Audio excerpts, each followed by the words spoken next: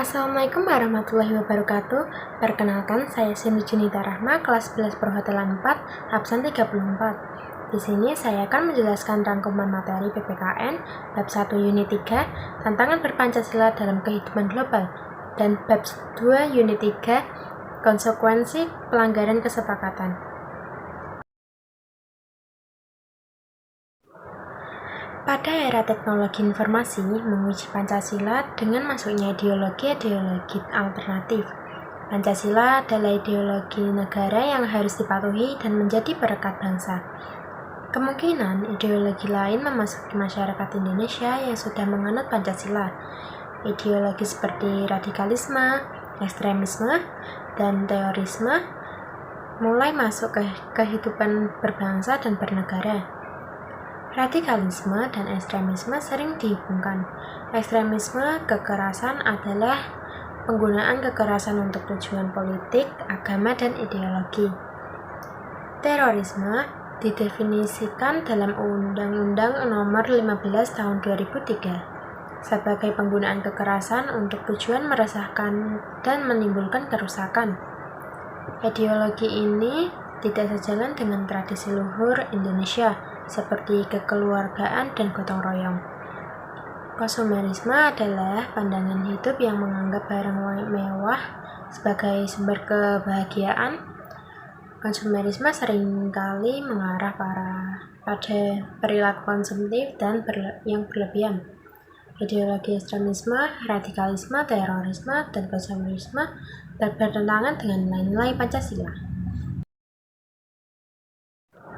Dampak meningkatnya teknologi informasi adalah banjirnya informasi. Era media sosial membuat setiap orang menjadi konsumen dan produsen informasi. Konsumen menerima informasi dari berbagai sumber, sedangkan sebagai produsen kita menyiarkan informasi melalui media sosial. Banjirnya informasi membuat kita dihadapkan pada beragam informasi, baik yang penting atau tidak, valid atau tidak. Dunia teknologi informasi adalah seperti hutan belantara, di mana kita bisa menemukan segala hal termasuk yang bermanfaat atau berbahaya. Kehadiran hoax atau informasi palsu di media sosial banyak ditemui. Kementerian Komunikasi dan Informatika telah mengidentifikasikan ribuan berita palsu dalam periode tertentu. Hoax memiliki dampak yang buruk yang dikenal dalam ilmu komputer sebagai garbage in, garbage out. Dampak lanjutan hoax adalah kondisi post-truth di mana fakta objektif kehilangan pengaruh dalam membentuk opini publik. Dalam post-truth, kebenaran ditentukan oleh sentimen dan kepercayaan bahkan jika berulang-ulang meskipun salah. Dampak yang lebih jauh adalah masyarakat mudah diprovokasi, diadu domba, dihasut, dan tumbuhnya kebencian melalui informasi palsu. Dampak ini dapat mengakibatkan permusuhan antar bangsa Indonesia dan berbagai dampak negatif lainnya. Warga negara Indonesia memiliki identitas keindonesiaan yang meliputi kartu tanda penduduk, bendera merah putih, lambang Garuda Pancasila, bahasa Indonesia, dan bahasa daerah. Selain sebagai warga negara Indonesia, kita juga merupakan warga negara dunia. Indonesia tidak dapat mengisolasi diri dari bangsa-bangsa lain karena teknologi informasi mengurangi batas negara. Bahasa internasional seperti bahasa Inggris memungkinkan interaksi dengan bangsa-bangsa lain. Selain berkomunikasi, kita juga bersaing dalam bidang pekerjaan dengan bangsa-bangsa lain. Diperlukan kompetensi dan keterampilan yang setara dengan bangsa lain untuk bersaing pada abad ke-21. Kecakapan yang diperlukan termasuk literasi, kompetensi, dan karakter. Literasi meliputi membaca, numerasi, literasi IPA, literasi TIK, literasi finansial, literasi budaya, dan berpikir kritis. Kompetensi meliputi ingin tahu, inisiatif, gigih, adaptif, kepemimpinan, dan kepekaan sosial dan budaya. Diperlukan kemampuan menghadapi perubahan pusat pada lingkungan. Untuk bersaing dan berkontribusi dalam skala global diperlukan karakter yang termasuk terus belajar dan gigih. Dunia menghadapi tantangan global seperti krisis lingkungan, pemanasan global, pandemi, kekerasan, dan perang global. Tantangan global ini membutuhkan kerjasama dan kolaborasi lintas negara dengan melibatkan semua pihak. Pentingnya mengeksplorasi peluang untuk menerapkan Pancasila dalam kehidupan global. Nilai-nilai luhur Pancasila perlu diaplikasikan dalam kehidupan sehari-hari dan digunakan sebagai solusi untuk masalah-masalah global. Karakteristik kuat bangsa Indonesia termasuk religiusitas, keramahan, dan cinta perdamaian. Di Indonesia ada keragaman agama atau kepercayaan, suku, ras, dan bahasa yang hidup rukun. Tradisi-tradisi seperti pela gandong, bakar batu, dan bahaup adalah contoh kontribusi tradisi dalam membangun kerukunan dan perdamaian bangsa Indonesia. Bangsa Indonesia memiliki keyakinan yang tinggi kepada Tuhan Yang Maha Esa, yang mendorong penerapan ajaran-ajarannya. Bangsa Indonesia memandang manusia memiliki dua dimensi, jiwa dan raga, dan keseimbangan antara keduanya ditekankan. Kekayaan tradisi dan spiritual tinggi membantu mempersatukan bangsa Indonesia dan berkontribusi pada perdamaian global. Nilai-nilai Pancasila merupakan modal penting dalam kehidupan global. Nilai ketuhanan menjaga bangsa Indonesia terjebak dalam materialisme dan membentuk akhlak yang mulia terhadap sesama, alam semesta, dan sebagai warga negara. Sila kedua mengajarkan penghargaan terhadap setiap orang dan menjadi modal untuk melawan perilaku yang tidak manusiawi. Sila ketiga membangkitkan semangat nasionalisme yang mengatasi perbedaan suku, etnis, bahasa, dan agama.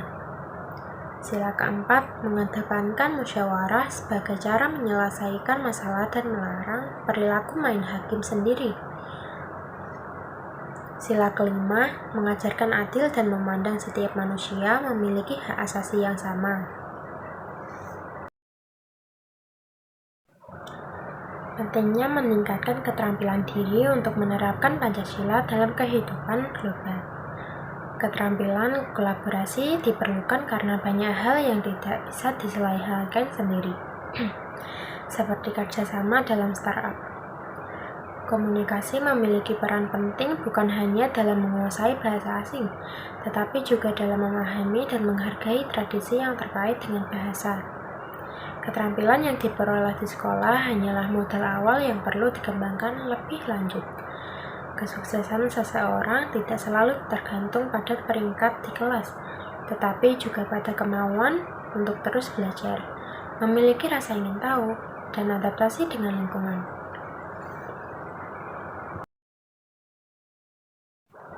Kesepakatan diartikan sebagai kesetujuan yang dilakukan oleh pihak-pihak yang terlibat untuk mencapai tujuan tertentu. Kesepakatan ini harus adil, tidak memberatkan salah satu pihak, bertanggung jawab, dan memiliki konsekuensi hukum atau sanksi yang dilanggarkan. Norma adalah sebuah kesepakatan sosial yang dibangun oleh masyarakat. Norma dibuat sebagai aturan yang bersama yang mengatur cara hidup dan menjadi panduan untuk mencapai tujuan bersama. Norma bersumber dari berbagai hal, seperti ajaran agama, adat, atau budaya. Norma dapat berubah sesuai dengan perkembangan zaman dan memiliki aturan main yang bisa kaku atau fleksibel. Norma memiliki perbedaan dengan kesepakatan dalam hal, cara, pembuatan, dan pelaksanaannya. Norma dibuat untuk dijalankan, sedangkan kesepakatan melibatkan pertemuan dan diskusi mendalam serta melibatkan banyak orang. Norma harus dijalankan oleh semua anggota masyarakat yang tercakup dalam wilayah geografis atau non-geografis norma. baik dalam bentuk tertulis maupun tidak tertulis. Norma juga harus mencerminkan kehendak bersama dan direfleksikan oleh pertimbangan berbagai tokoh masyarakat seperti agamawan, ahli hukum, pemegang adat istiadat, dan ahli moral atau etika. Norma tidak digunakan untuk melegalkan tindakan yang bertentangan dengan sumber-sumber norma seperti agama, hukum, sosial, dan kesusilaan. Norma harus ditaati dan pelanggaran terhadap norma akan memiliki konsekuensi. Konsekuensi ini tidak hanya berlaku untuk pelaku pelanggaran, tetapi juga berdampak pada masyarakat. Contoh dampak negatif akibat pelanggaran norma adalah tawuran yang dapat menyebabkan luka batin dan lahir, perpecahan masyarakat, serta dampak fisik dan mental. Contoh kasus lain adalah seks bebas dan yang meskipun memberikan penyaluran hasrat dan keinginan, juga melanggar hak orang lain, meresahkan orang tua, dan mengganggu ketentraman masyarakat.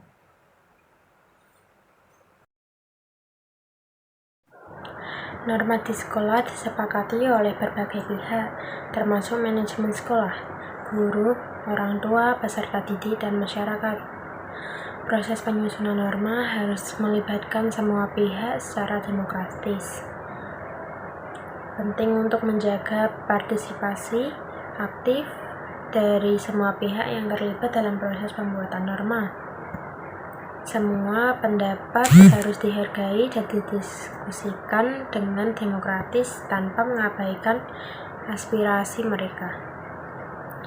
Kesepakatan yang dihasilkan harus mencerminkan kehendak bersama dari manajemen sekolah, guru, orang tua, peserta didik, dan masyarakat.